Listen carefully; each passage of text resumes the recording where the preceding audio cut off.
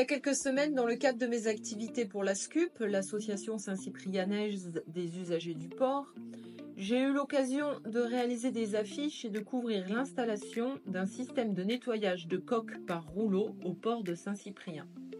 C'est une technologie encore rare en France, puisqu'il s'agit seulement du deuxième dispositif de ce type installé sur nos côtes.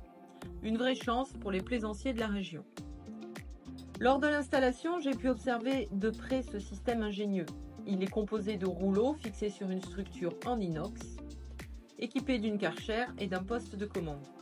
Pour récupérer les déchets de carénage, un liner a été installé. Il y a aussi une porte permettant au bateau d'entrer et de sortir. Ce dispositif est installé à proximité de la zone technique, le long du quai, et peut accueillir des bateaux jusqu'à 16 mètres de long, 5 mètres de large et 2,40 m de tirant d'eau. Il faut cependant veiller à ne pas avoir d'appendice trop proéminent sous la coque. Pour les moteurs hors bord, un opérateur est présent sur place, équipé d'une Karcher pour nettoyer les parties que les rouleaux ne peuvent pas atteindre. Un nettoyage complet dure environ 15 à 20 minutes, selon la taille du bateau et l'état de la carène.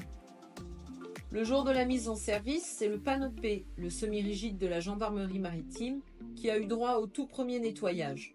Les rouleaux ont rapidement débarrassé sa carène des algues et petits coquillages, et le résultat était impressionnant. Pour mieux visualiser l'efficacité du système, seule la moitié de la carène a été nettoyée avant que le bateau ne soit sorti de l'eau, et la différence était flagrante. Ce système permettrait à terme de supprimer l'utilisation d'anti-fouling, ces peintures chargées de biocides qui polluent énormément l'environnement marin. À la place, il serait possible d'utiliser une peinture plus écologique à base de résine et qui serait renouvelée moins fréquemment.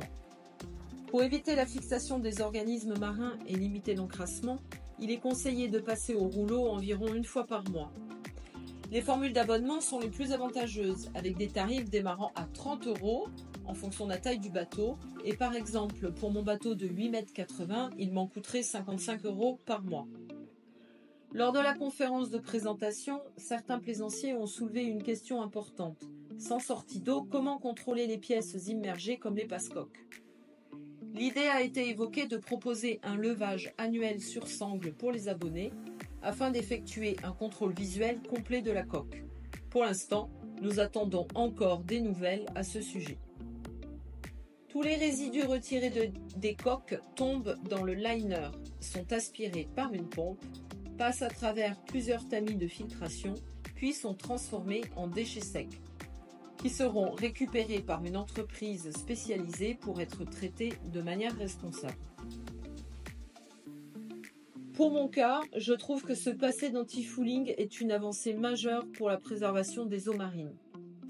Et je serais curieuse de savoir ce que vous en pensez et si vous seriez prêt à adopter ce système ou tout du moins à le tester. Alors si vous le souhaitez, laissez-moi un commentaire, je serai heureuse de le lire et de vous répondre. Et le reportage est fini. J'espère que vous en avez appris plus sur ce système et je vous souhaite tout le meilleur.